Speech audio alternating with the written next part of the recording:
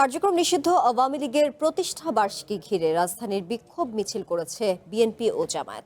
ধানমন্ডি ৩২ নম্বরে আওয়ামী দোসর ট্যাগ দিয়ে সাংবাদিকের উপর হামলার অভিযোগ উঠেছে জামায়াতের নেতাকর্মীদের বিরুদ্ধে। হামলার বিচার না হলে জামায়াতের কর্মসূচি বর্জনের ঘোষণা দিয়েছে মাল্টিমিডিয়া রিপোর্টার্স অ্যাসোসিয়েশন। এদিকে রাজধানীর নয়াপল্টনে বিএনপির কর্মসূচিতে দলের সিনিয়র যুগ্ম মহাসচিব রুহুল কবির রিজভী অভিযোগ করেছেন, দেশকে অস্থিতিশীল করার চেষ্টা চলছে। নির্মাণে নাম্বার 1 শাহ সিমেন্ট।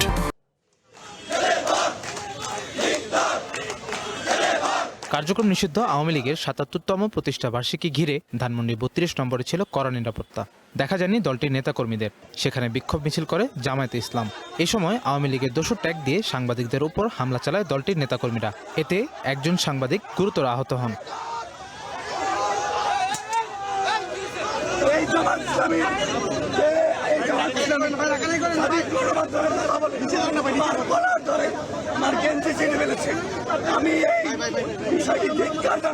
এর আগে ধানমন্ডি ৩২ পরিদর্শনে যান পুলিশের অতিরিক্ত কমিশনার নজরুল ইসলাম।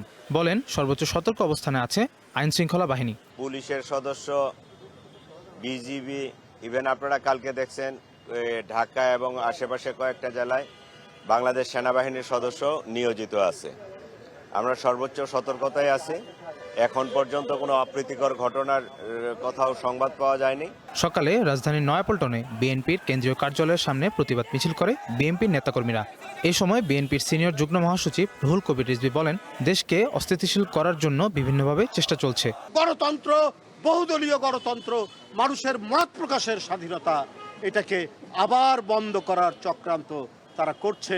রাজধানীর বিভিন্ন গুরুত্বপূর্ণ পয়েন্টে আইন শৃঙ্খলা বাহিনীর সদস্যদের উপস্থিতি দেখা যায়। শওকত খান, ওয়ান নিউজ, ঢাকা।